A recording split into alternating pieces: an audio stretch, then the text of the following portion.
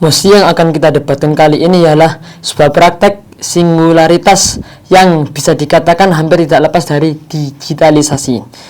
Perkenalkan, nama saya Muhammad Adam Sunapati Muluk Effendi. Berdiri saya di sini menjadi sebagai tim afirmasi. Hadirin terhormat tim Dewan Juri dan rekan tim oposisi sekalian dan para audiens yang berbahagia.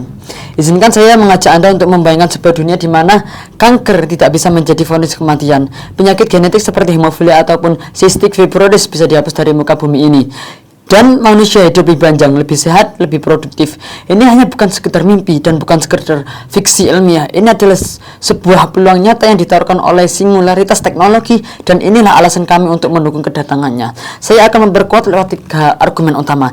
Yang pertama adalah percepatan terobosan kedokteran yang menyelamatkan nyawa. Singularitas teknologi berarti kerjasama buatan yang melampaui kecerdasan manusia yang memicu percepatan inovasi yang tak tertandingi. Saya akan memberikan 2 bukti valid terkena mengenai tentang promosi tersebut. Yang pertama adalah AI dan machine learning sudah membuktikan potensial sistem seperti AlphaFold berhasil memetakan struktur protein yang selama berpuluh-puluh tahun menjadi teka-teki ilmiah, membuka jalan bagi penyembuh Alzheimer, kanker hingga penyakit langka.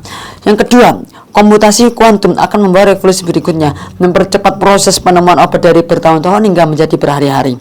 Apakah kita akan menolak teknologi yang menyelamatkan jutaan nyawa hanya karena takut akan hal baru? Tentu saja tidak. Yang kedua, revolusi terapi gen dan penghapusan penyakit kronis. Dengan adanya bioinformatika dan different genomics, singularitas memungkinkan terapi personal berbasis DNA. Ini bukan lagi obat yang sama untuk semua orang, akan tetapi sebuah solusi yang disesuaikan untuk setiap individu. Kenapa? Yang pertama, penyakit genetik yang selama ini kita anggap takdir ternyata bisa disembuhkan pada akarnya. Yang kedua, robotika medis akan melakukan operasi dengan presisi yang lebih tinggi daripada tangan manusia, mengurangi komplikasi, menyelamatkan nyawa, dan mempercepat pemulihan. Ini bukan sekedar peningkatan kualitas layanan kesehatan, akan tetapi ini adalah sebuah transformasi fundamental, mengobati gejala menjadi menghapus penyebab. Yang ketiga, dampak sosial, ekonomi, dan peradaban. Apa arti masyarakat yang sehat? Apabila kita dilihat dari segi sosial, orang-orang biasanya bekerja lebih lama dan lebih produktif dan bebas dari beban penyakit yang melumpuhkan keluarga. Lalu yang kedua, ekonomi. Beban biaya kesehatan global yang mencapai triliunan dolar setiap tahunnya ini dapat ditekan drastis, dialihkan untuk pendidikan dan inovasi dan mengembangkan. Yang kedua, politik dan keamanan. Negara yang sehat, stabil, dan lebih kuat untuk menghadapi ancaman pandemi dan bioterorisme. Ketiga, peradaban. Kita melangkah dari era bertahan hidup menuju ke pengoptimalan kehidupan. Dengan kata lain, singularitas di bidang kedokteran tidak hanya menyelamatkan individu, akan tetapi juga mengangkat seluruh peradaban manusia yang ada di dunia ini. Apabila rekan oposisi akan mengatakan, bagaimana jika teknologi ini disalahgunakan? Bagaimana dengan ketimpangan akses? Bagaimana, apakah kita siap? Jawaban kami selalu siap. Kenapa? Resiko karena bisa diatasi, akan tetapi manfaat tidak bisa diganti.